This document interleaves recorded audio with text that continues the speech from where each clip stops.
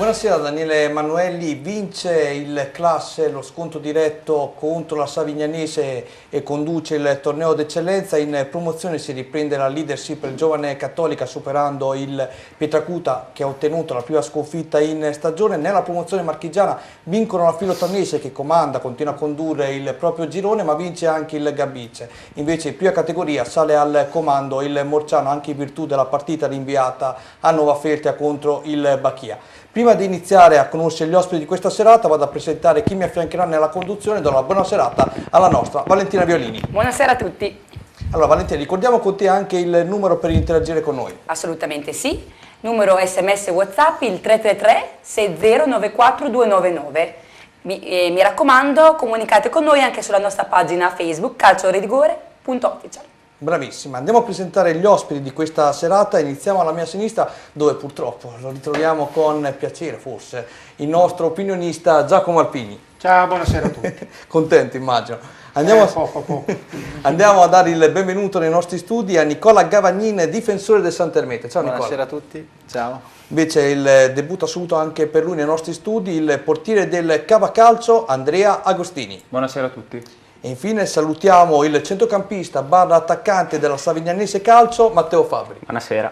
Ciao Matteo, iniziamo da te. Prima sentivi nel mio preambolo, appunto ieri avete perso lo scontro diretto contro il Classe, tra poco vedremo anche il servizio. L'amaro che ti è rimasto in virtù di quel risultato il giorno dopo? Ancora tanto, perché sinceramente per una partita di quell'importanza ci aspettavamo una direzione di gara migliore. L'errore, diciamo, è stato eclatante e ha condizionato la partita. Abbiamo perso, fa male perdere così. Mi anticipava che tra poco, appunto, come ti dicevo, vedremo il servizio, ci sono state tante proteste da parte vostra. Andrea, invece ieri voi purtroppo siete usciti sconfitti. La vostra partita com'è stata quella di ieri? Sconfitta a parte, avete giocato, ve la siete giocata, come l'hai vista? Diciamo che il primo tempo è stato condizionato molto dal maltempo, come poi in tutti i campi, penso, della categoria. Con un vento forte siamo partiti a sfavore di vento e ci ha condizionato molto nel gioco. Tropical Coreano, un'ottima squadra, che secondo me dirà la sua fino alla fine. Una volta andati sul 2-0 abbiamo avuto qualche occasione su palla inattiva, ma la partita ormai era finita. Però era andata. Un'ottima squadra. Noi chiaramente siamo una squadra che ci dobbiamo salvare, avevamo fatto punti importanti con squadre di alta classifica fino ad oggi, però ieri è andata male, ma speriamo di riprenderci subito da domenica con lo scontro diretto con la San Pierano. Nicola, tu arrivi dal villaggio di zio Paperino, alias Alex Martino, logo della squadra, ricordiamo Paperino, continuate a pareggiare contro il Santermete, ieri avete fatto 1-1, però so che il presidente vorrebbe qualcosa in più, mi sbaglio? Sì, perché l'ottavo pareggio nel girone d'andata iniziano a essere un po' troppi.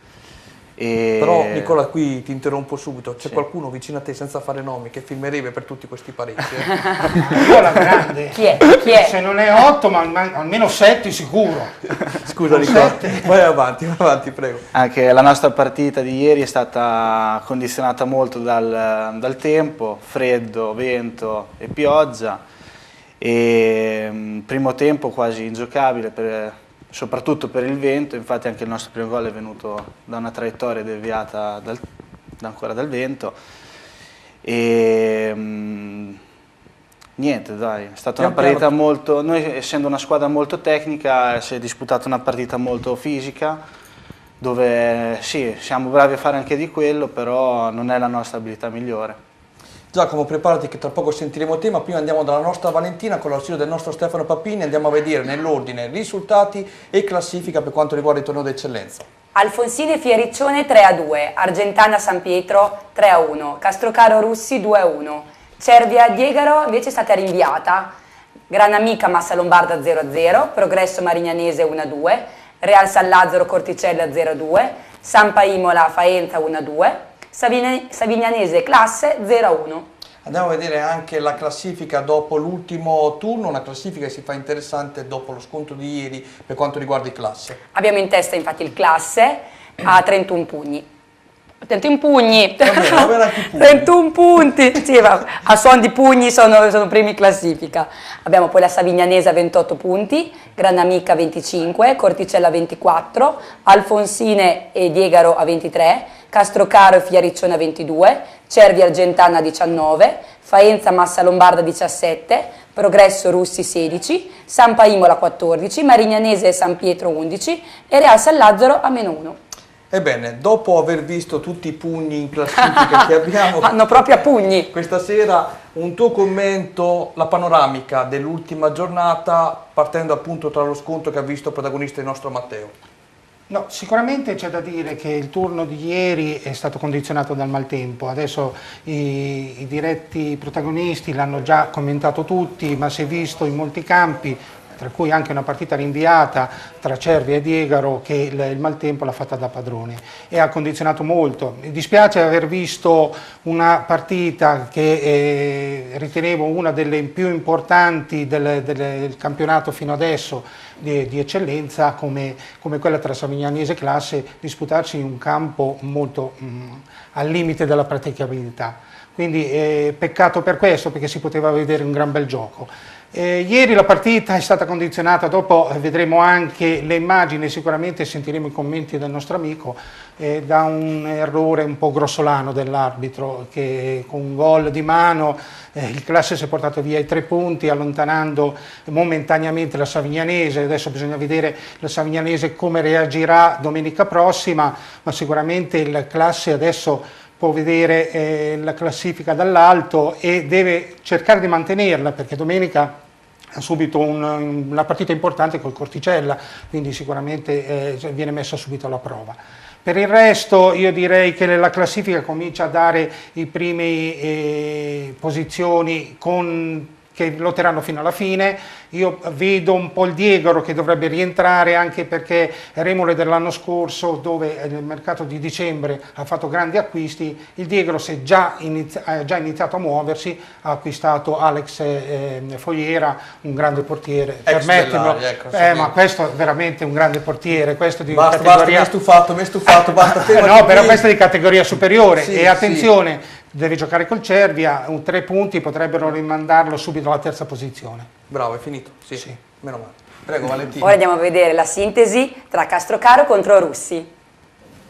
Vittoria importantissima per i Castrocaro, 3 punti a domicilio che vengono conquistati su un terreno di gioco pesantissimo, reso duro dalle forti precipitazioni che hanno condizionato a dir libero tutta l'intera giornata calcistica della domenica pomeriggio. Per i russi una sconfitta pesante che mescola i falchetti nella zona rossa di classifica, l'avvio in effetti non è dei migliori, già al terzo Bonavita servito sul filo del rasoio penetra in area avversaria trovando l'angolo vincente che non lascia scampo all'estremo ospite. Simpatica anche l'esultanza del giocatore in maglia biancorossa numero 9. Poco dopo i padroni di casa sfiorano il raddoppio con Cortini che da buona posizione spara alle stelle.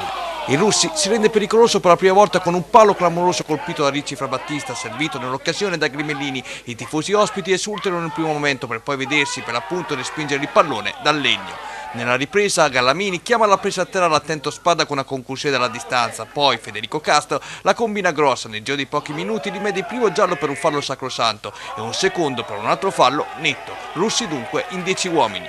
Il Castrocaro ne approfitta subito, batti ribatti in area di rigore per il tiro da fuori area finale di Giurioli che fa 2-0. Nulla può in questo caso il portiere Casadio. Il Russi ha il merito di non demordere, di trovare 8 minuti più tardi gol della speranza con Valsomini, il pallone era accumulato in area ospite, addirittura in spaccata che infila l'incolpevole Spada. La partita si accende, Cortini sfiora il raddoppio, Casadio tiene a galla i suoi con l'intervento rifugiandosi in corner, mentre dall'altra parte Sebastiani cicca il clamoroso pallone del 2-2 e poco dopo lo segue in area il compagno di squadra. Speranze che si chiudono qui poiché Castrocaro nel finale rischia il tris, in contropiede Bonavita va via all'avversario ma pecca di precisione chiudendo la partita sul risultato di Castrocaro 2, Russi 1. Ebbene, rientriamo, andiamo a leggere un po' di messaggi. Sì, sono arrivati un po' di messaggi. Il primo è proprio un'affermazione. Il PIB de Oro Gavagnin Nicola. Un saluto, Cristian Montanari. Ti facciamo salutare. Saluto Cristian. Salutiamo Cristian, infatti. Poi abbiamo per Agostini. Ciao, sono un tifoso della Cava. Volevo sapere, ma per la tranquillità di un portiere del reparto difensivo in campo, non è il caso di non fare la sostituzione durante l'incontro? Ah, ok. Farà riferimento alla sostituzione che è avvenuta ieri, che sono stato sostituito al 60esimo mi sembra del secondo tempo, ma è stata una sostituzione causa fuori quota, perché abbiamo sostituito il nostro centrocampista centrale Marco Fiore Can 2000. Per avere il 99 in campo abbiamo messo su Flamigni. Però il nostro telespettatore è molto attento perché è stata determinante forse. Beh, allora, io non la definisco determinante ai fini del risultato, Bravo. perché comunque... Bravo Andrea, non stavo ad ascoltare lui.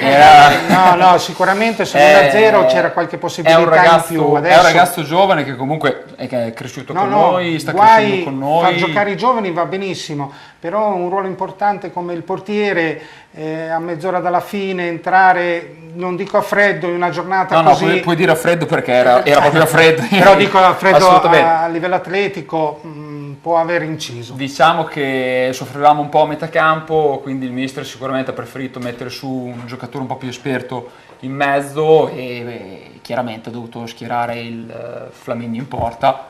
Per me te non lo prendevi quel gol. Speriamo che la risposta abbia... Sì, speriamo, e comunque Flamini è un ottimo portiere che cresce bene. Perfetto. Quindi fiducia a Flamini. Quindi spettatori preparati che questa trasmissione ti mettono tutti in difficoltà, è proprio a loro agio. Per essere la prima volta andiamo bene. Invece, Gava, nonostante la giovane età e tanti capelli grigi che ti porti a spasso, non era meglio se iniziavi a farlo te l'allenatore invece di tuo fratello? Un abbraccio, Tonno. Bravo, dai, salutiamo Tonno, vai avanti. Invece, grazie della segnalazione per la vostra bella trasmissione. Da uno che segue la promozione salutiamo Reda. Ciao ragazzi, Reda. ciao. E forza Cave, forza Andrea, il nostro portierone. Grazie. Ecco, vedi, questo è un messaggio più tranquillo. Invece arriva un messaggio da Bellaria: Giacomo, non venire più a vederci per favore. Non so chi è che l'ha scritto. L'ho scritto io. Invece ho detto, io ammiro Giacomo e il suo tifo per il Bellaria, è proprio tifo e cuore, come hai detto tu prima. Spettacolo. Sì, Spettacolo. mi sto commuovendo, stanotte credo che non dormirò. Andiamo avanti, va bene, prego Valentina. E ora passiamo a vedere la sintesi tra Progresso verso Marignanese. romagnasport.com, il calcio dilettantistico come non l'hai mai visto. La Marignanese di forza di coraggio col doppio uomo in più vince una partita maschia e nervosa che costa 2 cartellini rossi al Progresso, ma che rilancia le ambizioni di salvezza della compagine di Simone Lilli, che raggiunge il San Pietro al terzultimo posto della gradatoria. Pronti e via, e i tedeschi si invola verso la porta avversaria, ma si divora così il vantaggio.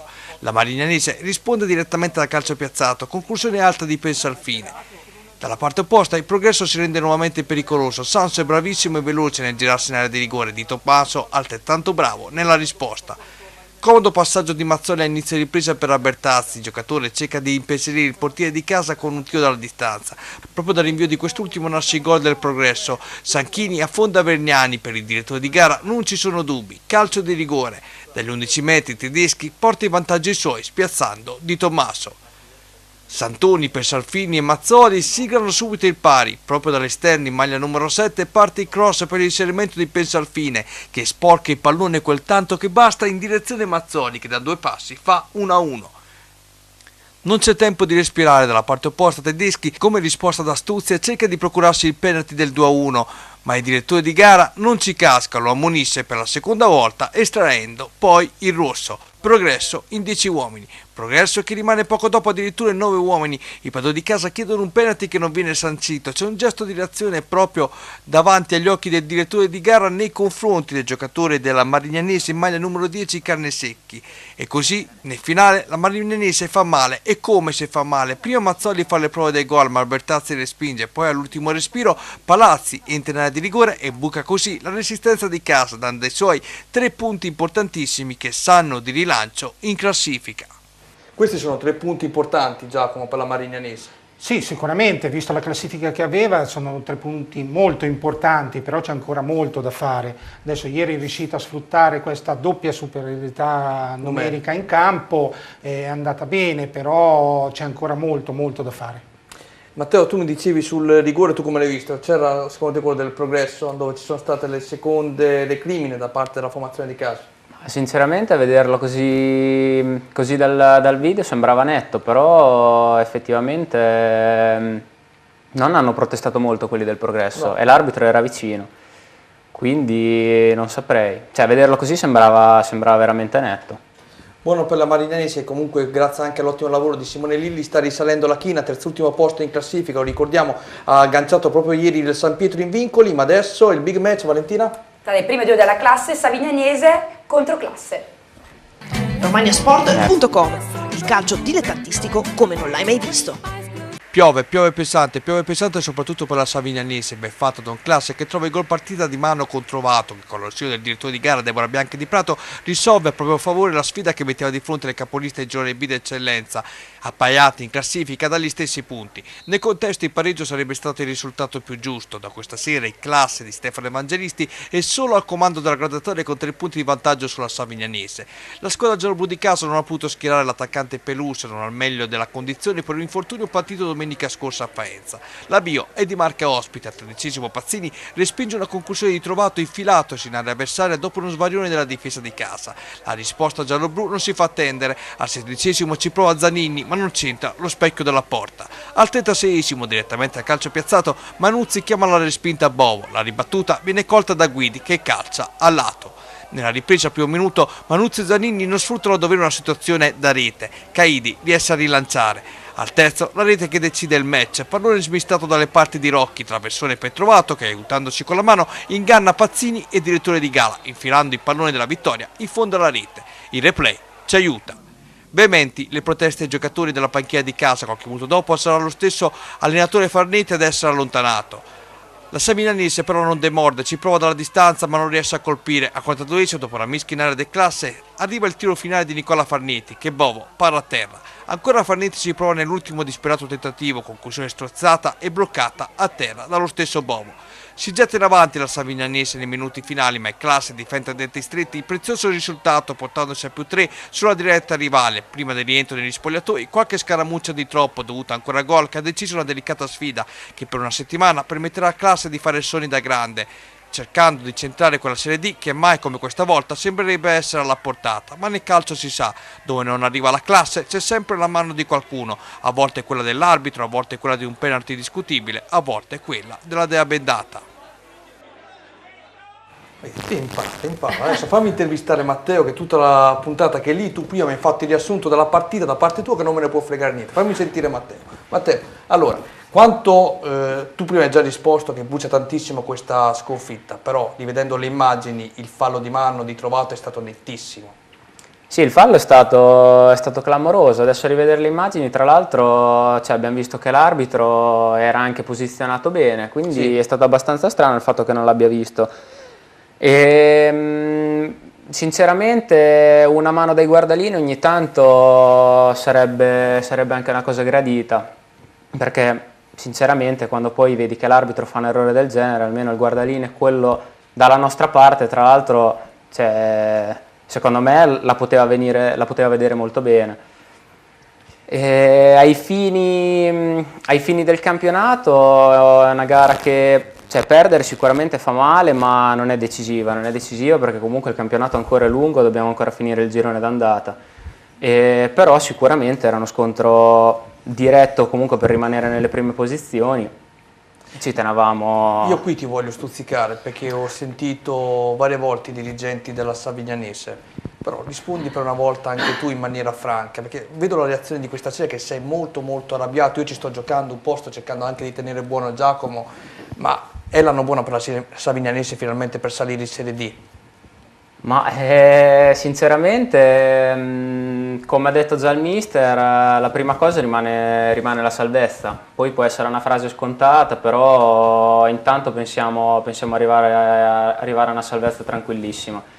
E poi secondo me dipende molto anche da come reagiamo adesso dopo questa sconfitta. Mancano 3 partite alla fine del girone d'andata e vogliamo fare più punti possibile. Poi sarebbe bello arrivare verso febbraio-marzo e essere ancora lì per potersela giocare fino alla fine. Prima ne parlavi a telecamere spente con il nostro Giacomo, l'assenza di Peluso si è sentita o no?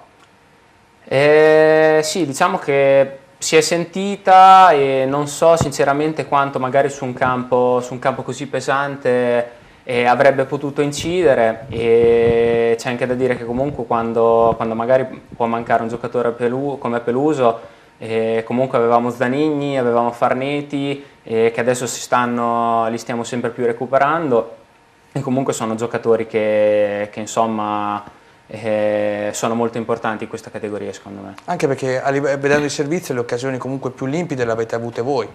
Loro, se vogliamo sommare la partita, quel tiro a inizio partita e poi il gol di mano. Sì, poi il gol di mano. Sì, Io cerco di farti sorridere un po'. In generale secondo me era una partita da pareggio.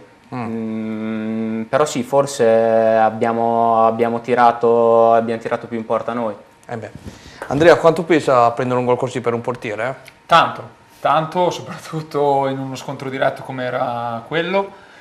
Poi chiaramente è successo anche in una finale di Coppa del Mondo, di conseguenza può succedere anche in eccellenza, anche se non dovrebbe, però ormai la palla è andata dentro e quindi solo rabbia. Punto. Andiamo a vedere allora il prossimo turno con l'ausilio del nostro Stefano Papini alias Papene, con te Valentina Violini in sottofondo. Prego. Subito. Corticella classe, Diegaro contro Real San Lazzaro, Faenza Argentana, Fiariccione Cervia, Marignanese Alfonsine, Massa Lombarda Progresso, Russi Granamica, San Pietro contro Castrocaro, brava. Sampa Imola contro Savignanese. Allora Giacomo, iniziamo da te. Le partite più interessanti, io vedo subito un match per poter risorgere per quanto riguarda la Fiariccione contro il Cervia, poi altre partite cosa vedi? Corticella classe, indubbio. Bravissimo. Penso che sia veramente la partita per eccellenza del prossimo turno. Adesso bisogna vedere se il classe riesce a riconfermare quello che il risultato che ha fatto ieri. Invece voi Matteo sarete impegnati sul campo del Sampa Imola. Sì, vedendo il turno il classe è subito una partita difficile, quindi noi andiamo a giocare per vincere e sperare. L'obiettivo in questo momento sicuramente è quello di riallacciarci subito loro. Adesso Valentina con te, con il nostro Stefano Papini, andiamo a vedere il campionato di promozione, i risultati e classifiche e quello che è successo. Prego. Allora, abbiamo visto il Bellario Igea Marina Reda 1-5, sì. Del Duca Ribelle Stella 0-0, Gambettola Igea Marina 0-1, Gatteo San Pierane è stata rinviata invece, Giovane Cattolica Savarna 2-0, e Reno Pietracuta 3-1, Savio Calcio contro Ronco e Delvais Forlì rinviata, Torconca Calcio Cotignola 0-2, Tropical Coriano Football Cava 2-0.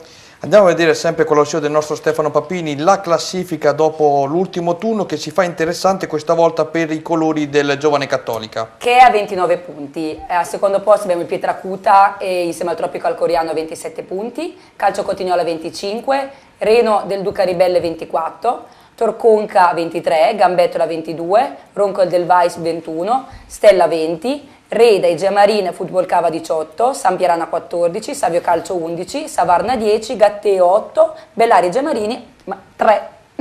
Allora, velocissimo e telegrafico. Reda non l'avevo mai sentito, grazie a te, grazie alle tue riprese siamo riusciti a scoprire anche questa bellissima realtà di questo campionato. Che idea ti sei fatto ieri? Non mi parlare del Bellaria perché 5-1 c'è poco da parlare. Una battuta me la devi permettere. Va bene, dai, te la permetto. Del Reda ha fatto la sua onesta partita, sinceramente sì. Mi sarebbe piaciuto raccontare qualcos'altro. Mi sembri Baldisseri stasera, sai. Però sì. Niente, la partita di ieri mi ha lasciato un grosso amaro in bocca, anche perché ci sono sconfitte e sconfitte. E fino alla settimana scorsa le sconfitte che aveva avuto il Bellaria erano state causate da episodi che erano stati sfavorevoli, ma la squadra sembrava viva. Invece ieri ho visto una squadra senza anima. Sì, con molti giocatori proprio fuori partita che pensavano altro. Si può anche capire a cosa pensavano, perché probabilmente adesso c'è il mercato di dicembre, quindi molti ci saranno, cercheranno fortuna altrove, però ieri è stata veramente una sconfitta che ha fatto veramente male. Ieri sera mister Mugellesi ha dato le dimissioni, quindi ennesimo mister da cercare e da rimpostare come guida tecnica. Adesso bisogna vedere, probabilmente Riciputi, lui è lì col settore giovanile, potrebbe essere a disposizione, ma quello che veramente fa male è questa non programmazione di una squadra, di un campionato. Ogni anno si cerca di recuperare e cercare di tamponare qualcosa senza mai trovare una programmazione, cercare di costruire qualcosa di importante. E i risultati sono questi, dalla Serie D di qualche anno fa alla probabile prima categoria del prossimo anno. Io voto Giacomo Alpini come mister del Bellaria. Stai calmo. In questo momento fare il mister del Bellaria voglio vedere chi ha veramente il coraggio di farlo. Perché? Non vuoi saltare? Ha fatto una messa incredibile sul Bellaria. Di solito non perdete mai, cosa ti lamenti, no? No, ma ti ripeto, basta, le basta, sconfitte vabbè. ci sono e bisogna vedere che tipo di sconfitte. Quella di ieri ha fatto veramente male. Beh, si sa. Adesso cosa andiamo a vedere? Andiamo a vedere infatti le sintesi tra il Reda e il Bellaria. Ogni giorno 30.000 persone leggono altarimini.it. L'informazione in tempo reale su Rimini e provincia. Scarica l'app gratuita. Malissimo in Bellaria. Se con la Stella era stato aperto un conto con la Diabendata, a domicilio i ragazzi mugellesi subiscono la mannita da Reda, che mette in evidenza soprattutto J6. Proprio lui, nelle primissime battute del match, dopo un'azione corale, deposita la sfera al lato. Ma la frittata è dietro l'angolo, Bellaria che si fa male da solo, cross della destra, Ferraro sporca la traiettoria con il pallone che si alza a campanile, divenendo un comodo invito per J6 infilarlo in fondo al sacco. A questo punto sembrerebbe già tutto fatto per il Reda, ma in Bellaria quantomeno la bravura di trovare l'immediato pareggio. Da una punizione arriva la sponda di testa di Ferraro per il tocco sotto misura di Esposito che fa 1-1. Parte opposta, dalla bandierina Torres colpisce il pallone letteralmente con le braccia. Per il direttore di gara trattasi di rigore. Dagli 11 metri si presenta Conti che porta così in vantaggio i suoi. Lo stesso Conti non approfitta sul finire di tempo di un liscio difensivo della difesa bellariese, smorzando la conclusione che viene tra l'altro deviata in corner. Ma nella ripresa il Reda trova da subito il trace dalla bandierina Canne e pesca libera Monti che in girata fa 3-1. Bellaria che si fa vedere con pari, tiro deviato in corner questa volta da Senofieri.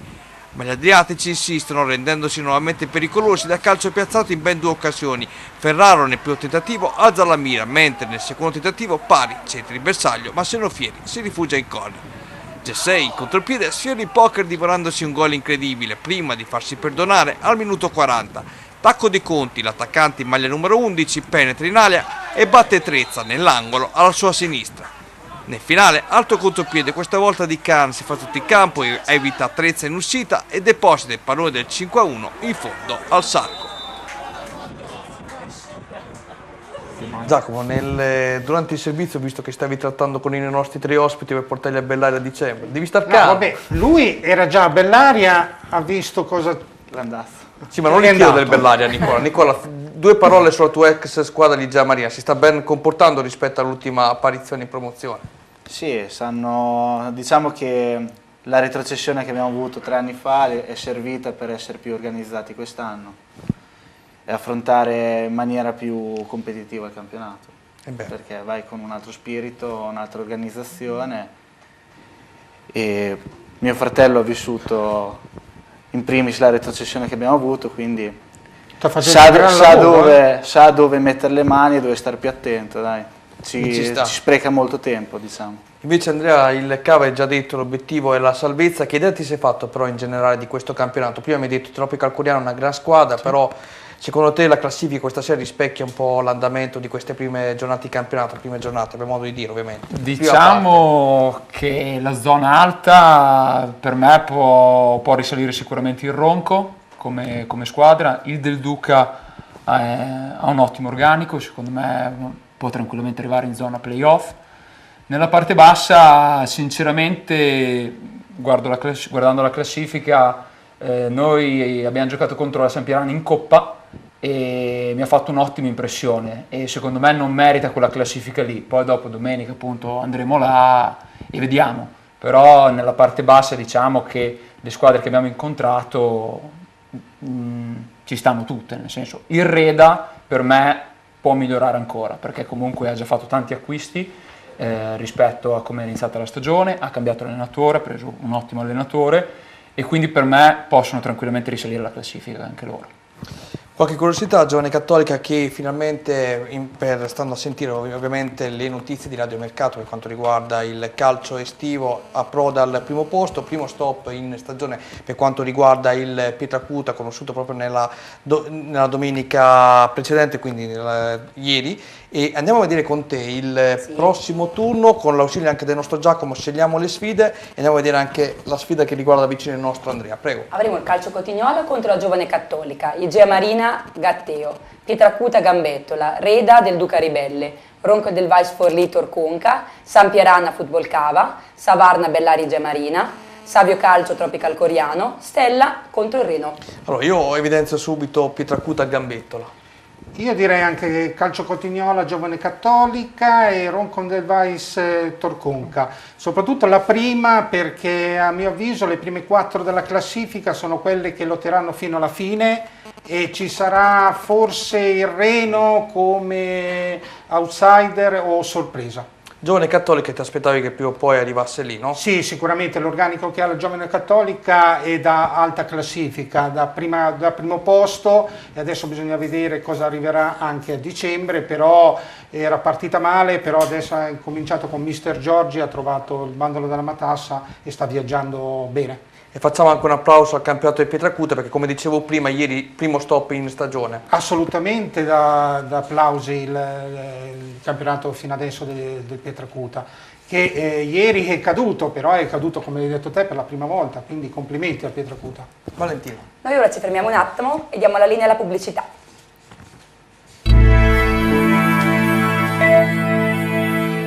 Mamma, voglio andare al Mucho Mas! Mucho Mas è il nuovo Risto Family di Rimini, dove puoi gustare ottimi piatti e rilassarti mentre i tuoi bambini giocano. Ti aspettano prelibatezze maremonti, dolci fatti in casa, pizze speciali e classiche e menù per bimbi. Inoltre, animazioni tutti i giorni con trucca bimbi, baby dance e palloncini, pacchetti compleanni all inclusive con saletta privata, menù a richiesta per gruppi, cene aziendali o di classe e ricorrenze speciali. Mucho Mas, la risposta alle tue esigenze. Gioca, ridi e gusta. Ci trovi in via Losanna 35 a Rimini. Info e prenotazioni anche con WhatsApp 335 47 54 57. Quando entri in una stanza d'albergo e chiudi la porta, sai che c'è un segreto, un lusso, una fantasia, c'è il comfort, c'è la rassicurazione. Tutto questo è Hotel Sombrero, ideale per tranquillità, relax e benessere, per vacanze speciali da condividere con tutta la famiglia al mare di Riva Azzurra. Posto sulla spiaggia con il mare a chilometro zero, l'Hotel Sombrero è dotato di 3 stelle con piscina riscaldata, idromassaggio, wifi in camera, parcheggio coperto e tante attenzioni per bambini e amici a 4 zampe. E se l'estate passa, noi vi aspettiamo per trascorrere il Capodanno, la Pasqua e organizzare comunioni. Hotel Sombrero, Viale Regina Margherita 44 a Riva Azzurra di Rimini. Info hotelsombrero.com.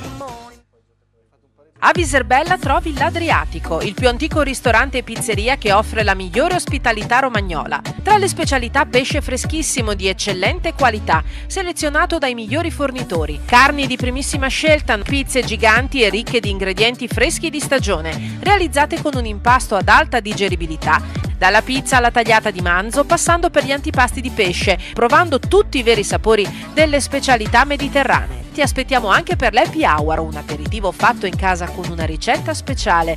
Ristorante, pizzeria, bar Adriatico a Viserbella, in via Porto Palos 64. Info 0541 72 15 55. Sono Fabio Giancarlo, titolare della DGF e Fornitalia. Vi vorrei presentare i prodotti che costruiamo in questa azienda. La nostra azienda costruiamo forni di tutte le misure, impastatrici di tutte le misure, sfogliatrici per pasta di tutte le misure, varie sfogliatrici per la pasticceria, stand di pizza o stand di piada secondo il vostro uso, e griglie a pietra lavica e anche cuocipiade elettrici di varie misure. Vi aspetto in azienda. Credi davvero che bastino poche parole per trasformarti in un romagnolo doc? Al ristorante Bruserul da sempre esaltiamo la nostra bella Romagna nel modo più genuino. Prova i nostri piatti a base di pasta fatta in casa e le nostre pizze cotte nel forno a legna. Team Botta è il nostro motto, da sempre offriamo qualità. Ristorante Bruserul, via Sant'Arcangiolese a Poggio Berni, con ampio parcheggio esterno e isola per bambini. Info 0541 68 81 80 o brusarul.com.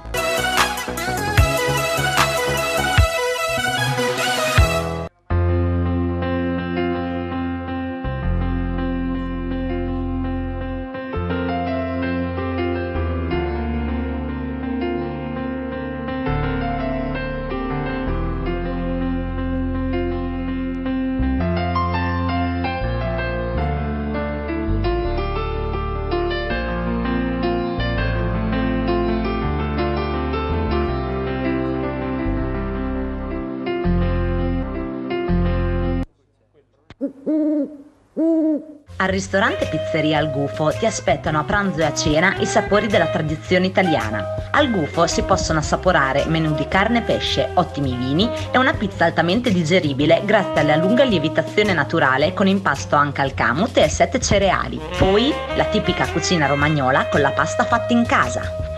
Che bontà! L'accoglienza e l'eleganza del locale mostra riguardo per tutti i tipi di clientela, ideale per organizzare cene aziendali. La cucina e la pizzeria lavorano anche da sporto, mentre su prenotazione menù di crudità e per celiaci. Ristorante Al Gufo, via Losanna 44, Miramare di Rimini, di fronte a Aeroporto Fellini.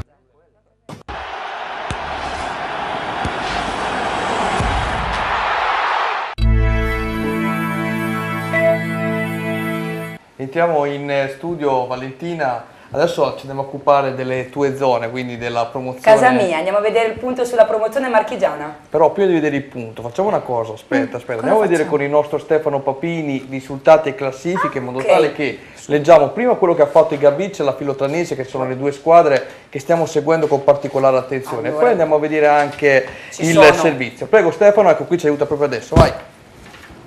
E abbiamo il Camerino Passatempese 0-0, Senigallia Mondolfo 1-0, Filotranese Sassoferrato 1-0, Lauretina Porto Recanati 1-6, Moglie Vallesina Nuova Real Metauro 3-2, Osimano Olimpia Marzocca 2-2, Valfoglia Cantiano Calcio 1-1, Villa Musone Gabicce Gradara 0-2. Bravissima, adesso andiamo a vedere la classifica. Ho visto che hai preso un colpo quando hai letto 1-6, ma ti assicuro che pur essendo un risultato tennistico è veritiero, vai. Abbiamo in testa la Filotranese a 23 punti, Olimpia Marzocca Gabicce Gradara 19, Camerino Mondolfo Recanati a 16, Valfoglia Cantiano a 15, poi abbiamo il Senigallia Sassoferrato a 13, Villa Musone a 14, invece il Villa Musone a 13, Passatempese 12, Osimana 10, Lauretina 10, Nuova Real Metauro 5, Moia Vallesina 4. 4 punti, complimenti davvero al Gabicce Gradara che ha ottenuto la vittoria in esterna grazie alla doppietta di Alessandro Rossi. Faccio una domanda ad Andrea. Andrea, ti risulta che tu giochi a fantacalcio? Sì. Mi chiedono qui un tuo amico se hai intenzione di arrivare ultimo.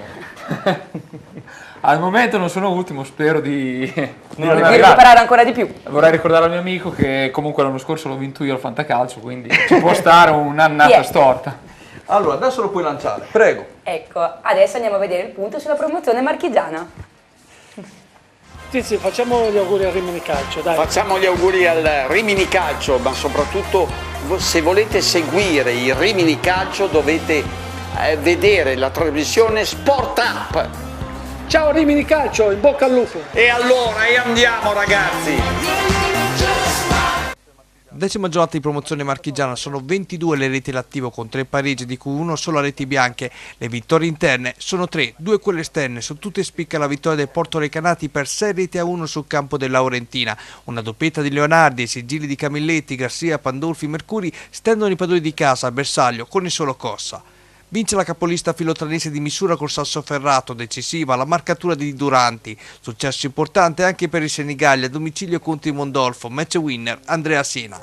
Viene bloccata su pari la seconda della classe Olimpia Mazzocca. I biancazzurri vanno in rete con Montanari e Moschini, ma vengono recuperati da Sabatini e Ferri. Una doppietta di Alessandro Rossi fa volare i Gabicce Gradara Calcio che stende in esterna i Villa Musone, mentre pareggiano 1-1 Valfoglia e Cantiano, ospiti avanti Cossami ma raggiunti poi da Calvaressi.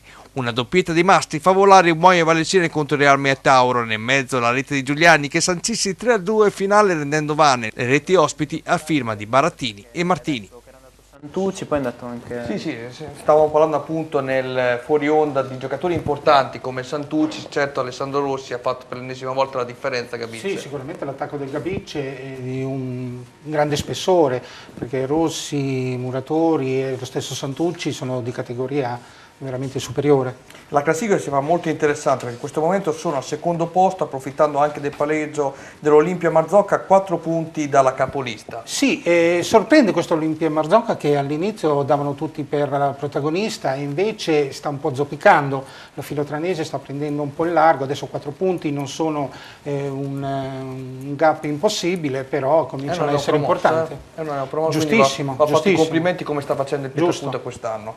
Allora Valentina, adesso arriviamo anche a sentire il nostro Nicola, perché con l'ausilio del nostro però Stefano Papini andiamo a vedere prima i risultati, scusami, il prossimo turno di promozione e poi andiamo a vedere la prima categoria. Eccolo qui, vai. Gabicce Gradara contro il Senigallia, Laurentina Camerino, Mondolfo Filotranese, Nuova Real Metaro Valfoglia, Olimpia Marzocca Cantiano Calcio, Pasta Tempese Osimana, Porto Recanati Moglie Vallesina, Sasso Ferrato Villa Musone. Eh sì, abbiamo visto anche dunque la promozione marchigiana, un saluto anche alla nostra collega Veronica Lisotti. Adesso ci spostiamo in prima categoria leggendo sempre con te, con il contributo di Stefano Papini, risultati e classifica. Alta Valcolca Vismisano 2-2, Bagno di Romagna Morciano Calcio 0-1, Colonnella Valle Savio 2-2, Granata Berucchio 0-0, Junior San Clemente Sant'Ermete 1-1, Miramare Real Miramare 0-1, Riccione Athletic Poggio 2-1, Visnova Feltre Bacchia Cesenatico e invece è stata sospesa. Bravissima, andiamo a vedere la classifica dopo l'ultimo turno. Ovviamente Nuova Feltre e Bacchia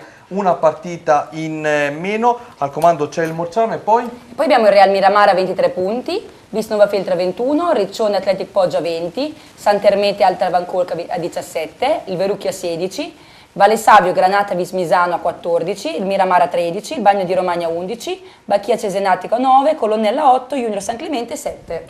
Ebbene sì, allora Nicola, che tipo di campionato è quello di quest'anno? Dicevo prima anche con i tuoi colleghi, con il presidente Martino, forse leggermente superiore rispetto a quello precedente, a livello di qualità? Allora, io quello precedente ero in seconda categoria.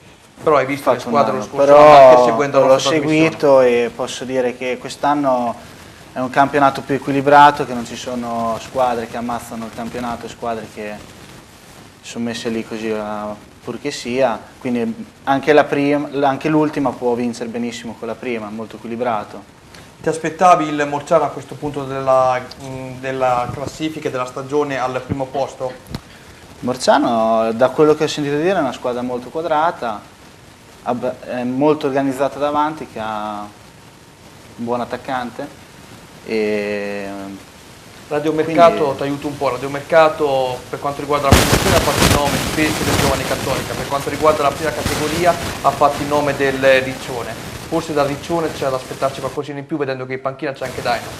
Riccione a nomi non è una squadra che dava subito nell'occhio, però quando ci giochi è una squadra molto organizzata, che nel suo campo sono veramente bravi, perché ti pressano ovunque, alti, e non hanno paura di giocare, sono sempre sulle seconde palle. È una squadra che mi ha impressionato molto. Se togliete la pareggita, dove può arrivare in Sant'Ermete? A giocarsi i playoff? Guarda che il presidente ti sente.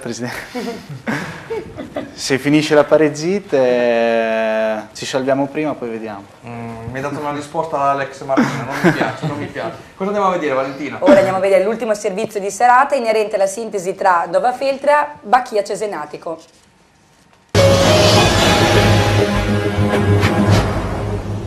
Al comunale di Cecchiano si affrontano Nuova Feltre e Bacchia Cesenatico. Gara condizionata da forte freddo, nevica sui monti che circondano Nuova Feltre e Secchiano. Proprio le forti precipitazioni rendono il campo al limite della praticabilità, perlomeno per l'avvio del match, dove il signor Artese di Reggio Emilia decide per l'appunto di sfidare la sorte. Dopo neppure 35 secondi di gioco, il Bacchia si rende subito pericoloso con un traversone di Savadori per il colpo di testa di Magnani, pallone fuori di un nulla. Il terreno diventa sempre più pesante, le pozzanghere rallentano il gioco e arrivano conclusioni come queste di Mazzarini, comoda chiamata per Semprini. Nuova Feltia che si vede al 15°, rimessa laterale di Gori, sponda di Stefanelli, nuovo traversone di Gori ma il russo anticipa in uscita Fraboni. C'è spazio anche per gli applausi che raccoglie il capitano di casa Rinaldi per questa chiusura perfetta e pulita su Agostinelli. In tribuna la squadra giovanile dei piccoli del Bologna Calcio ci teneva a salutare il loro mister e Beniamino. Alla mezz'ora, in mezzo alla tempesta, non poteva mancare la nota negativa. I soliti problemi fisici costringono Fattori ad abbandonare il match anzitempo e proprio dall'uscita del centrale difensivo in maglia numero 5 sostituito da Fabrizio Cupi nasce un altro colpo di testa pericoloso terminato al lato ad opera di Magnani. Dall'altra parte risponde Stefanelli, ma la conclusione del nazionale sammarinese è da dimenticare. Ultima emozione, si fa per dire, dei primi 45 minuti di gioco è questo scambio tra Fraboni e Baldinini che porta al tiro quest'ultimo. Russo blocca senza affari. Squadre negli spogliatoi, l'avvio di ripresa tarda eccessivamente, c'è un consulto tra direttore di gara e due capitani delle squadre, poi subentreranno altri consulti con dirigenti e protagonisti, ma alla fine dopo un rimbalzo del pallone, una fanghiglia che la fanno da padrone nel rallentare il gioco e il forte freddo portano alla sospensione del match, recupero a data da destinarsi. Mentre eravamo nel fuori onda ridavamo io e Daniele perché è arrivato un messaggio per te, Giacomo. Bello? Bello, adesso mi dirai, risponderai. Ce l'hai i soldi? A Giacomo, ce li hai i soldi? A Giacomo, compriamo io e te il Bellari, siamo rimasti soli che amano questi colori. Massimo Z. Cosa rispondiamo a Massimo Z? Massimo Z, con te faccio tutto quello che vuoi. Te basta che Bellaria. dai l'idea, io ti vengo dietro. È pericolosa questa affermazione, è pericolosa. Allora, per quanto riguarda la tua domanda nel fuori onda, ti posso dire che stamattina ho parlato con la federazione che mi sono un po' informato, non facendo il segretario di professione, svolgendo giustamente la professione di giornalista, avevo voluto capire se una partita dopo appunto che è stata giocata per 45 minuti, nel caso in cui fosse stata sospesa in avvio di ripresa, riprendesse da quel minuto lì come la Serie A oppure si ripartisse da zero. Allora, bisogna vedere innanzitutto cosa scriverà il direttore di gara, ma le voci che mi sono arrivate da Bologna sono quelle che la partita molto probabilmente sarà recuperata mercoledì 6 gennaio in serata. Si giocherà probabilmente a Talamelo perché Nova Feltia non ha in questo momento il campo disponibile a Secchiano con l'illuminazione e quindi si giocherà mercoledì 6 dicembre in serata e si ripartirà da 0 minuti. Quindi tutti i 90 minuti? Sì. Ci sarà la neve, cosa fai? Il 6 gennaio. Ma cosa stai dicendo? Il 6 gennaio c'è la neve alla sera. No, il 6 dicembre, non 6 dicembre. Ah, 6 dicembre. Allora forse sì. No, c'è la nebbia. Stasera ho capito che tu vuoi comprare i Bellaria, però stiamo esagerando. Va bene, allora, siamo addirittura d'arrivo, andiamo a ringraziare i nostri ospiti, ricordando sempre che tra poco andremo in onda con Sport Up, ma prima leggiamo il prossimo turno. Avremo l'Atletic Poggio contro l'Alta Valconca, il Bacchia Cesenatico contro il Riccione, Real Miramare contro il Morciano Calcio, il Sant'Ermete contro il Miramare, Valle Savio Granata, Verucchio Junior San Clemente, Vismisano Colonnella, Vis Nova Feltia, Bagno di Romagna. Sant'Ermete Miramare, bella partita questa. Bella partita. Cosa ti aspetti? Miramare è una formazione che comunque sta navigando nelle zone rosse di classifica, non sarà una partita tosta perché loro vorranno appunto uscire da questa zona rossa e noi allo stesso tempo dovremmo smettere di pareggiare. Ecco, ce l'hai fatta finalmente a smentire Martino, il nostro presidente, perché è diventato anche il tuo presidente Martino, lo ricordavi prossimamente prima. Spero. Giacomo si è autoinvitato, caro presidente, che ci sta seguendo da casa, lui non lo sa che praticamente Giacomo vuole venire alla festa di Natale da lei, quindi mi raccomando, qualcuno ci segnala, ci dice già sì che sarai invitato alla festa, sei contento? Sì, però io volevo segnalare Real Miramare Morciano, che è la partita clou del turno. Big match, prima contro secondo della classe. Certo. Ti ho visto preparato questa sera, bravo. Allora, ringrazio Valentina Violini. Ci vediamo dopo con la prossima trasmissione. Sì, Sport Up, tutto su Rimini Calcio. Grazie a te, rimani qui tra noi. Certo, grazie a tutti voi, ciao. Grazie a Nicola Gavani, difensore del Sant'Ermete. Grazie a voi. Grazie ad Andrea Agostini, il portiere del Cava, grazie Andrea. Grazie a voi, grazie. E grazie ovviamente a Matteo Fabri, centrocampista / attaccante della Savignanese. Grazie a voi, alla prossima. Sperando di averti fatto trovare il sorriso questa sera. Rimanete con noi, tutto su Rimini Calcio con Sport Up, grazie ancora.